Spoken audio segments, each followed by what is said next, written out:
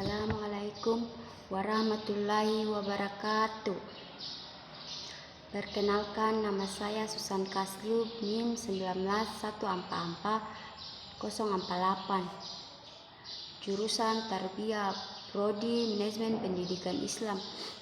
Langsung saja saya akan mempresentasikan judul makalah saya berjudul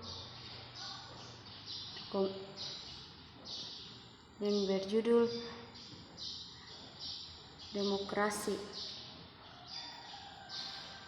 Demokrasi yaitu demokrasi berasal dari bahasa Yunani. Demokrasi yang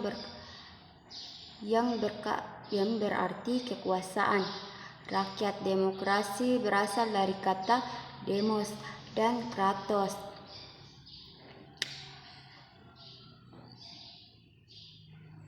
Demos dan kratos yang memiliki arti rakyat dan kratos memiliki arti kekuasaan. Menurut Kamus Besar Bahasa Indonesia KBBI, demokrasi adalah gagasan atau pandangan hidup yang mengutamakan persamaan hak dan kewajiban serta perlakuan yang sama bagi semua warga negara. Berikut ini adalah pengertian demokrasi menurut beberapa ahli. Demokrasi menurut sebagian negara harus bagi dan dilaksanakan oleh 3 lembaga atau institusi yang berbeda dan terpisah satu sama lainnya. Yaitu pertama, legislatif merupakan pemegang kekuasaan untuk membuat undang-undang. Kedua, eksekutif yang memiliki kekuasaan dalam melaksanakan undang-undang.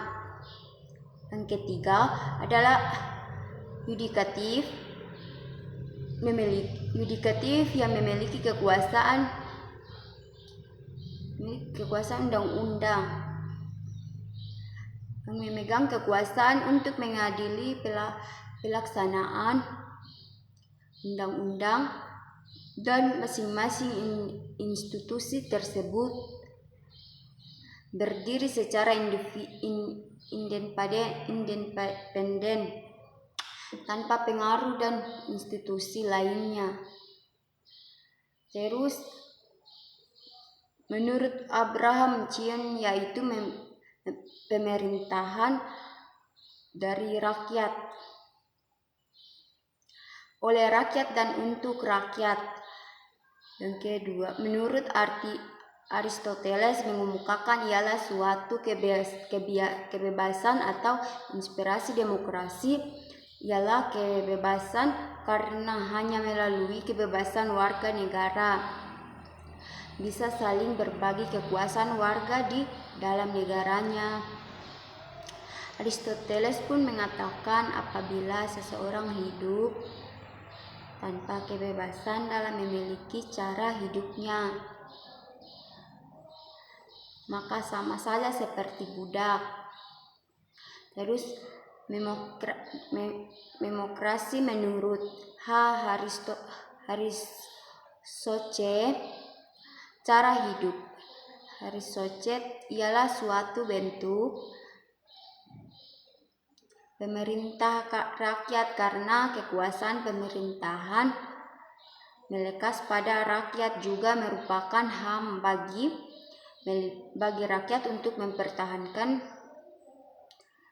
mengatur dan melindungi diri dari setiap paksaan dalam suatu badan yang diserahkan untuk pemerintah. Terus yang kelima, demokrasi menurut International Commission of Justice terdapat bentuk pemerintahan di mana hak dalam membuat suatu keputusan politik harus diselenggarakan oleh rakyat, mulai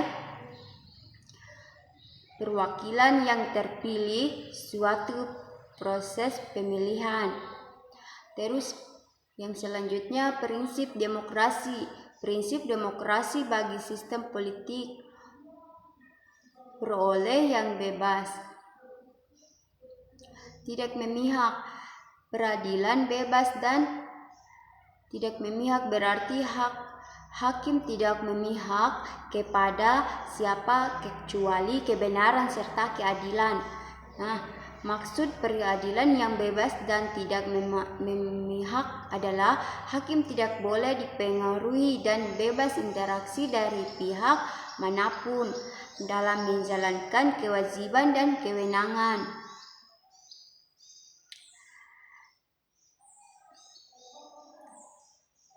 Pembagian kekuasaan legislatif, yudikatif, eksekutif yaitu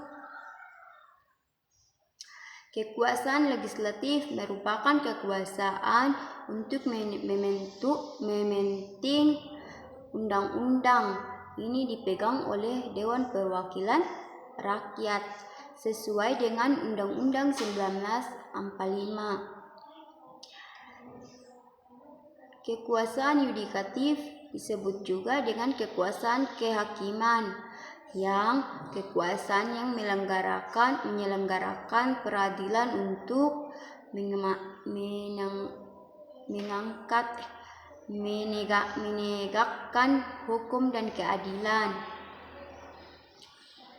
Kekuasaan eksekutif adalah kekuasaan yang menjalankan undang-undang dan praktik pemerintahan negara. Kekuasaan diselenggarakan oleh pemimpin negara. Kekuasaan ini diselenggarakan oleh pimpinan negara yaitu presiden. Yang selanjutnya Pers yang berbasis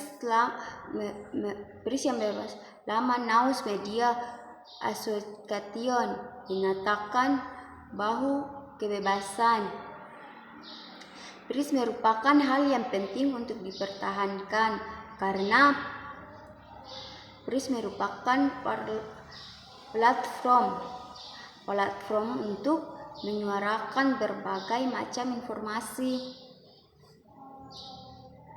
di tingkat nasional, regional, dan lokal. Pers merupakan penguasaan publik, aktivis, penjaga, serta pendidik.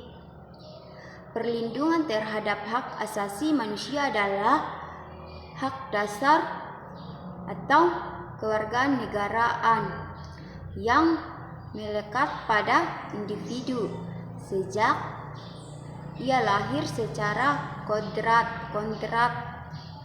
yang diberikan langsung oleh Tuhan Yang Maha Esa, yang tidak dapat dirampas, dicabut kebenaran, dan wajib dihormati, dijunjung tinggi oleh negara hukum pemerintah.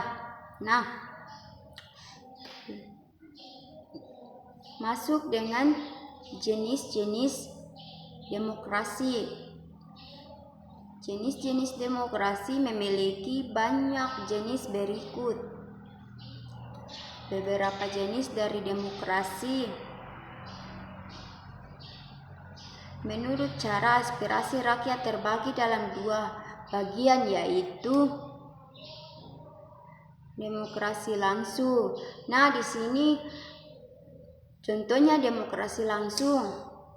Seperti demokrasi langsung merupakan sistem demokrasi yang memberikan kesempatan seluruh warga negara dalam permusyawaratan menentukan arah kebijakan umum dari negara atau undang-undang. Terus, demokrasi tidak langsung merupakan sistem demokrasi yang jalan-jalan menggunakan sistem perwakilan atau perantara. Contohnya seperti orang ketiga. Nah, di sini seperti kita membicarakan melalui orang ketiga. Mungkin itu saja makalah saya. Terima kasih. Saya akhiri dengan wassalamualaikum warahmatullahi wabarakatuh.